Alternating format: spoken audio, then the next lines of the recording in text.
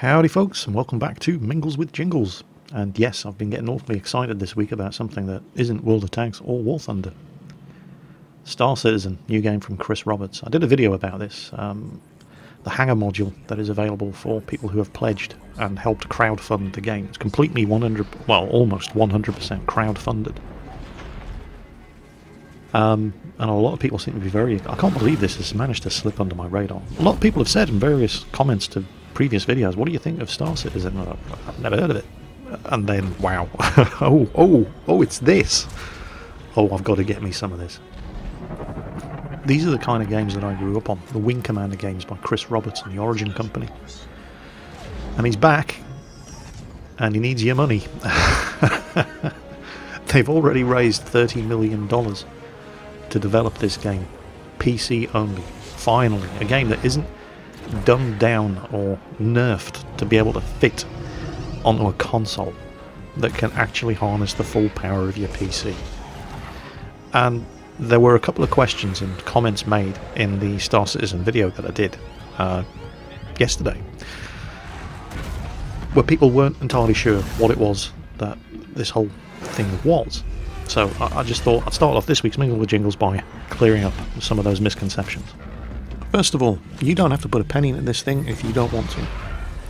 All I am doing is helping to fund the development of the game. It's crowdsourced. They started off with a Kickstarter and now they've gone crowdsourcing. They've managed to raise $30 million so far. All I'm doing, by buying some of the ships that are going to be available in advance, is securing access to the alpha test, securing access to the beta test, getting some ships ready to go in my hangar when the game goes live, and helping to fund the development of the game. You do not have to do any of that to enjoy the game when it's released. A couple of people have made comments saying, yeah, this looks amazing, but seriously, $150 for this package? $400 for that package? $1,500 for this package? I mean, I can't afford that. Well, you don't have to. If you want to get in at ground level, $30 will get you access to the alpha test, the beta test, it will get you a ship, it will get you the hangar module, which you saw in the video that I put up yesterday. That's it, $30. One-off payment. Never have to put another penny into the development of the project, and you get the game when it goes live. Or you can just treat it as you would any other PC game purchase and buy the thing when it goes live. You don't have to put a penny up front, and you will get a starter ship, you'll get access to Squadron 42, the single player campaign, you will get access to Star Citizen, the persistent online multiplayer game, just as you would by buying any other game. You don't have to put a penny up front. All I am doing is helping to fund the game development. I think it looks like an incredibly exciting project. I was a massive fan of all of Chris Roberts' other games. And I'm just happy to be able to help make this thing a reality because I think it looks amazing and I want to be part of it. One word of warning, however, this thing is going to push PC gaming to its limits. You will require a 64-bit operating system to play the game when it's released, to use the hangar module that's available for download now that I showcased in the video that I put up yesterday, and also to run the dogfighting module, which is due out next month. So bear that in mind. It is going to require a 64-bit operating system. If you do not have a 64-bit operating system, either don't put any money into this or get yourself an upgrade. Okay, that's enough about Star Citizen. So, what's pissed me off this week? Nothing, actually. I've had a remarkably chilled out week. It's been a pretty good week. Sorry, no Jingles rant this week, I'm afraid. I mean, I could go off on one about advertising, because you can always go off on one about advertising, but that would start to get a bit old. I'm afraid I've been a happy Jingles this week. All sorts of good stuff coming out. We've got lots of things to look forward to. We've got War Thunder Ground Forces coming really soon. Massively excited about that. Star Citizen, obviously, which I've already gone into detail about. The Japanese tanks are coming very soon in World of Tanks. The new test server is likely to be up in a couple of weeks at the very most. So, Japanese tank previews about to come very soon to a YouTube channel near you. All sorts of good stuff on the horizon. But in a massive break with Mingles with Jingles tradition, this week I'm actually going to answer some of your questions. In fact, I'm going to go for the record and see if I can answer more questions in one Mingles with Jingles than I've ever done in any episode before. And we're kicking right off with Petroinks, who wants to know, Jingles, when did you realise you were actually famous? Well, that's an easy one. The first time I was playing War Thunder, somebody on the enemy team said, oh look, it's Jingles in chat, and then 2/3 of the enemy team abandoned what they were doing to come over and shoot me down. At that point I thought, yep, fame has its price. But, yeah, you know, there's famous and then there's famous. I mean, Tom Cruise is famous. Brad Pitt is famous. I'm not really famous. I suppose at best you could say I'm a relatively big fish in a very, very small pond.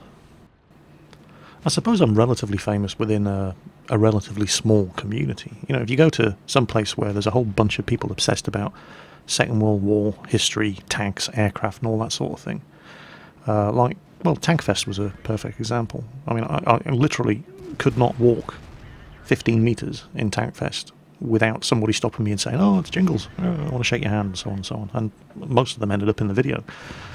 And that was great, but it was great because it was new. You know, it was the first time I'd ever been exposed to that level of, well, exposure. If I had to put up with that every day, the way somebody like Tom Cruise or Brad Pitt has to, I would go mad. I couldn't put up with that. And so I've probably got the best of both worlds, in that I don't really have to put up with that level of exposure and still get the perks of being, you know, relatively famous within my genre. So that's, you know, it's nice. And of course, you know, you also don't have to, I mean, it kind of works both ways as well, because Brad Pitt and Tom Cruise don't have to put up with people rushing onto their movie sets and saying, Tom, Brad, act this scene out with me. You know, you know, that doesn't happen. They're not as accessible as I am. You know, Brad Pitt doesn't get 30 texts from his fans pinging off on his mobile phone when he's in the middle of acting out the latest scene from World War Z, whereas anybody can and does, you know, send me PMs when I'm playing World of Tanks or War Thunder or whatever. But, you know, that's part of the whole... That's not a bad thing. It's just part of the whole culture of the internet. The fact that the people that you know and follow on the internet are so much more accessible to you than, for example, a movie star.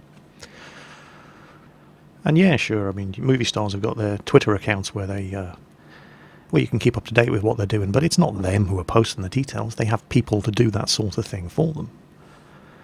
I think probably the biggest example of somebody who is really, really famous, and who really, really does, you know, he doesn't just get people to post stuff for him, he actually does it himself, is George Takei. You know, Captain Sulu from Star Trek. He must be 70 years old, and he's got something like 7 million followers on Facebook, and he posts 3 or 4 times a day, and he's been doing it for years. He's an internet phenomenon. I guarantee you, if I had as many followers as George Takei on Facebook, I would be paying somebody to do my status updates.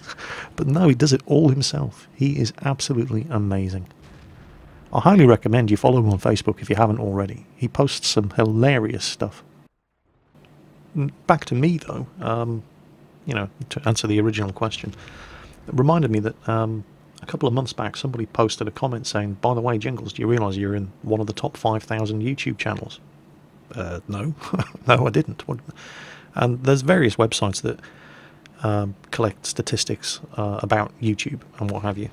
And it turns out that Gaming with Bohemian Eagle, you know, the mighty Jingles, is actually one of the top 5,000 most subscribed YouTube channels in the world, which was incredible. Although, you know, let's not get too carried away. Right after the top 100, there's a real big drop-off in subscriber numbers. But all the same, for the fact that... Because this is really quite a niche gaming channel. I mean, there's only a couple of... You know, there's no mass market appeal going on here with my videos. You're either into World of Tanks and War Thunder or you're not.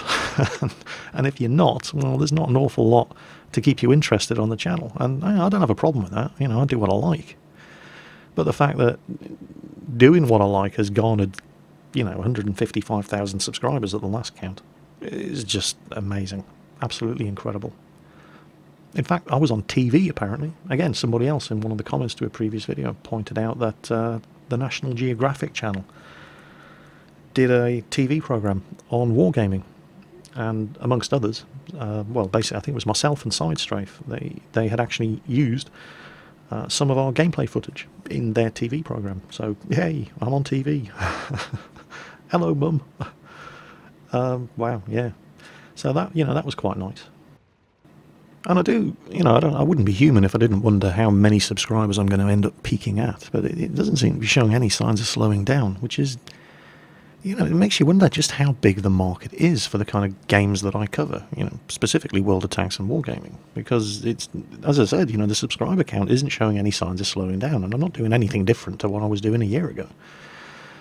Just how many people out there are into this kind of game? I wouldn't have thought that, the market, I hate using that word, but, it's the most appropriate word to use. I wouldn't have thought that the market would have sustained this many subscribers, given that I'm covering two. Well, then again, if National Geographic are doing a TV special on wargaming, the developers of World of Tanks, then perhaps the market is bigger than anybody imagined. I mean, World of Tanks is absolutely massive. It's bigger than World of Warcraft in Russia. So who knows? Maybe, I don't know, 250,000 subscribers. If it happens, it happens. One thing I'm certainly not going to do is start courting subscribers, if you know what I mean. I'm never going to start playing, I'm not sitting around saying, okay, what's popular at the moment? Battlefield 4. Right, I'll start doing Battlefield 4 videos. Never going to happen. I do what I like, and if anybody else likes it, great, fantastic. If they don't, tough. There's plenty of other people out there doing stuff that you like, that you can go and subscribe to them. I'm certainly not desperate for subscribers. And maybe that's part of the appeal. I genuinely don't know. I am in awe of the amount of people that regularly, day after day, come to my channel and watch my videos. I do not understand what the attraction is. I don't know what it is I'm doing right. I wish I did know what it was I was doing right, because I would bottle it and sell it to other people. But perhaps it's the fact that I really don't give a shit what anybody thinks of my videos, and don't really care whether people watch them or not. And I am doing stuff that I love doing. And that's the only way I can keep doing it, because I couldn't fake it. I just wouldn't be able to do it. I mean, I despise dishonesty in all of its forms anyway.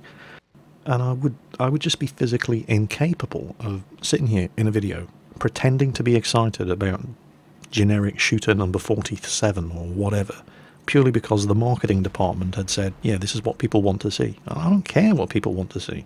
I do what I like. And people aren't stupid. I mean, they can tell a fake a mile away.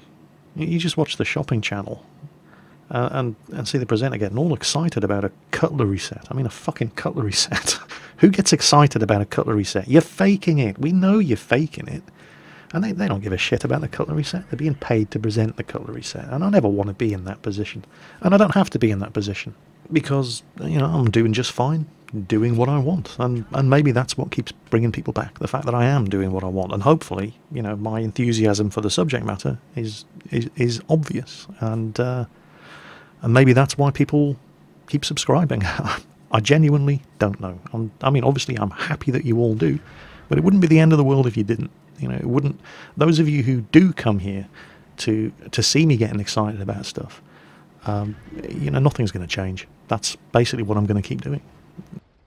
Of course, that does work both ways. And if I start getting excited about new stuff, like Star Citizen, for example, that just doesn't float your boat, well, yeah, that may end up costing me subscribers. Tough. I'll live with it. I've just realised it took me 10 minutes to answer that question. Okay, so maybe we're not going to beat the record for most questions answered in a Mingles with Jingles. Not if it's taken me 10 minutes to answer every question. I'm going to have to find a quick one. Here we go. This will do. Justin Goff seems pretty confident. He dares me to try and say his last name in next week's video, which is this video.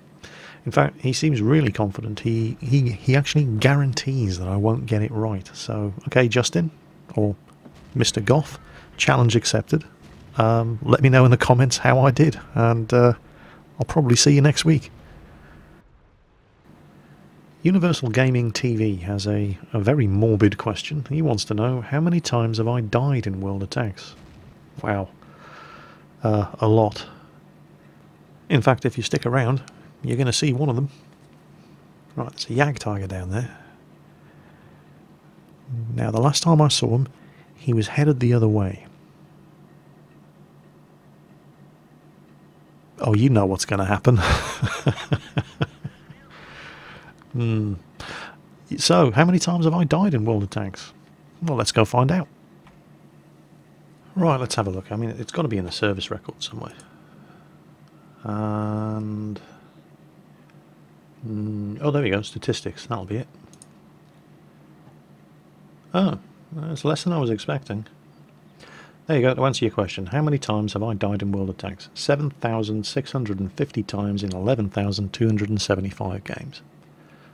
In my defence, I have killed 12,353 tanks in 11,275 games, so that's not a bad destruction ratio. 1.61 enemy tanks killed for every time I go down. I've done 11,308,000 damage. I have received 8,663,000 damage. That's alright as well. Average number of enemy vehicles destroyed per battle, 1.1. Yeah, not too good. Maximum number destroyed per battle, 11. That was in a Tetrock. Actually, that's an interesting point. Oh, there we go, awards. So, maximum number of enemy vehicles destroyed, 11. And no Pools medals. No Radley Walters medals. The 11 kills was in a Tetrock, which is only tier 2. So, in order to qualify for these things, the vehicles that you destroy have to be at least tier 5. However, I know for a fact, and I've put the game up on YouTube, that I've gotten 8 kills in a Type 59. And I've got 10 kills in a Yag Tiger match. And yet still, no Pools medals and no Radley Walters. And the reason for that is because I got those results in games before these 2 medals were introduced. You'll see I've got... where is it? What's that? There's a Fadens. There's Halonens. Where the hell's the Wittmann's medals? They're around there somewhere. I've got, like, where are they? 10. Group awards? Stage awards. Oh, there we go, specials. 8 Bolter's medal, which used to be the Wittmann's medal. And that's for getting 7 or more vehicles. So those games that I had that would have been Radley Walters or Pools medals were Bolter's medals in old money, and they're down there. So that's why none of these special awards here. But anyway, there you go. That's my World of Tanks statistics page.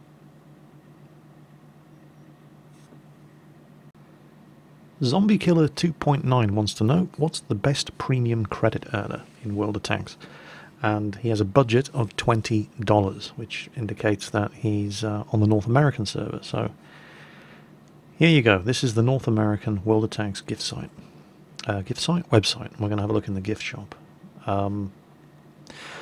Now, well, the best premium credit earner is whichever tier 8 premium tank you do the best in. Whether that's the Yag Tiger 88, the Lerva, the T-34, the Super Pershing, the T-34-3, the 112, whatever. You know, IS-6. Whichever one of those you do the best in. However, if you've only got a $20 budget, you're not going to be able to afford a tier 8. So that kind of limits you into the tier 6s. And we're primarily looking at the SU-100Y, which you can get, see at the moment, they're reduced. So it's only $13 for the SU-100Y or the Dicker Max. And those are both good machines. And they do a lot of damage, so they earn a lot of credits. They do get a small credit modifier, but nowhere near as much as the tier 8s. So you can see the tier 8, I mean the 112 is $53, and that's reduced. It's a whole 3% off. $48 for the T-34-3, which I wouldn't recommend anyway.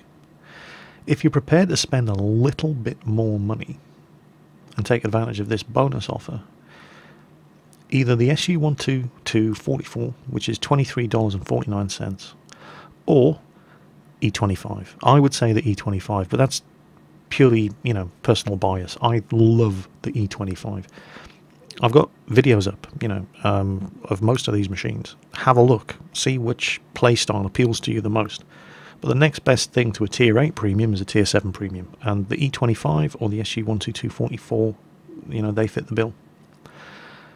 Unfortunately, there is only 12 hours and 50 minutes of this special offer left when these prices are going to go up by 30%. And I'm not putting this video up until probably around about 8 hours. 8 hours after. In fact, no, you know what?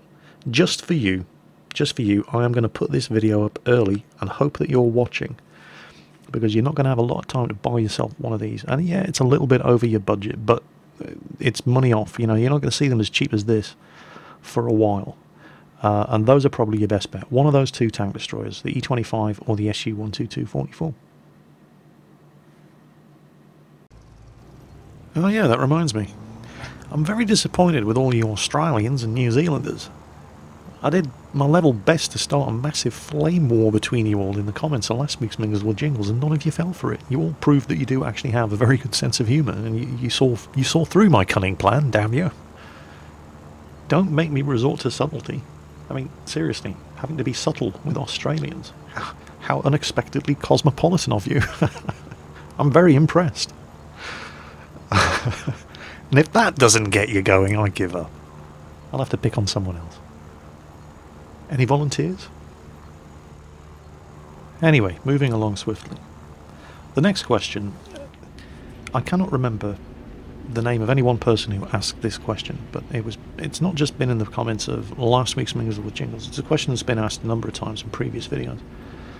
One of the new things that is being tested due to roll out in World of Tanks is a server roaming function. And for those of you who don't know what that is, it's the ability to switch between EU, North American East, North American West, EU1, EU2, Russian server, maybe even the Southeast Asian server at will. So if, for example, you are, well, let's say you're a US serviceman who has an account on the Southeast Asian server because you're based in Japan. It means you can't play with all of your friends back on the North American server. Well, with the server roaming, you'll be able to do that. You won't have to have a different account for each region that you play on. And people wanted to know what I think of the server roaming facility. Well, I think it's great. Obviously, I play on the EU server, where all of my tanks, I mean, I've got hundreds of tanks in my garage on the EU server. I also have a North American server account, but I've only played about 60 battles on it, and I don't think I'm higher than rank 4. I've got a TOG Tier 6 Premium, I've got an IS-6, and I've got a RAM 2.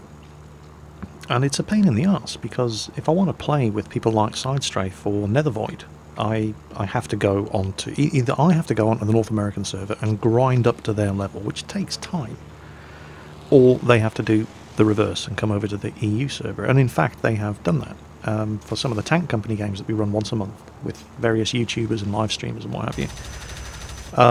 Nethervoid in particular had to spend a lot of money buying himself various different premium tanks so that he could actually take part in the Tank Companies. Fly Daily as well. They all had to come over and start EU accounts. That's a massive pain in the arse. Well, with server roaming, you wouldn't have to do that. It'd be great. It would also eliminate the other massive pain in the arse that is involved in my playing on the North American server. Every single game I have played on the North American server, chat immediately descends into a massive argument over whether or not I'm the real Jingles. Seriously, every game. Somebody says, "Are you the real Jingles?" And then half a dozen people will tell this person that no, I'm not, because the real Jingles is an EU player. And for the rest of the game, without any input from me whatsoever, I'll just keep my mouth shut and carry on playing. Everybody will just argue on both teams about whether or not I'm, a fake Jingles. And you wouldn't believe how many fake Jingles there are out there. The Southeast Asian server in particular, there's one called the Mighty Jingles Official. I don't have an account on the Southeast Asian server. There's nothing official about it. But, you call yourself what you like. It's your choice. I can't stop you. But this guy he's a troll. he walks around announcing to everybody, because, you know, I always do that in my games, don't I? I always, hi everybody, it's me, I'm Jingles, here I am, please come and, you know, make a target out of me. Well, that's what this guy does. Apparently, every game he starts, he announces, hi everybody, I'm Jingles from YouTube, and you're all a bunch of fuckers. That's what he does. He trolls everybody in chat, trying to ruin my name on the Southeast Asian server, where I don't even have an account in the first place. But it works both ways, you know. I mean, I don't exactly have a copyright on the name Jingles, and the name has been around before I started using it on YouTube. In fact, the reason why my account name on the North American server is The Mighty Jingles is because Jingles is already taken. Now, can you imagine what a pain in the arse it must be for these poor bastards? Now that, you know, I have made the name somewhat famous. Every game these poor suckers play, they're constantly being accused of being the fake Jingles. Most of them have probably never heard of me. They're like, who the fuck is Jingles? Why am I getting all this shit just because of the... I've had this name for 2 years. Fuck off. Leave me alone. And I actually had a look on the North American server through the contact browser. I did a search for contacts and I just typed in Jingles, and there were like 50 different names that all started with Jingles. And that's just the ones that start with Jingles, right? There's got to be like Mighty Jingles, all like 50, 60 different variations on that. 50 or 60 different variations on the Mighty Jingles, official Jingles, Jingles, you know, you name it. There's got to be hundreds of people with Jingles in their name on the North American server, constantly getting shit from everybody they play with over whether or not they're me. All I can say is, guys, I'm really sorry. I swear I didn't do it on purpose. I'm sorry I'm ruining your game. But here's a question, right? How are they going to differentiate between people on different servers who have the same names? I mean, I am Jingles on the EU server. I know that there's a Jingles on the North American server because the name was already taken. That's why on the North American server I'm The Mighty Jingles. So if they introduce server roaming and I decide that tonight I want to play on the North American server, how are they going to differentiate between the two of us? Am I going to get the same as they do on the test server? I will be Jingles-EU. Because there's already a Jingles-EU on the North American server as well. That's how sneaky these guys are. Is he going to be forced to become Jingles-EU NA? I don't know. My head just exploded with the complication of it all. I can't figure it out.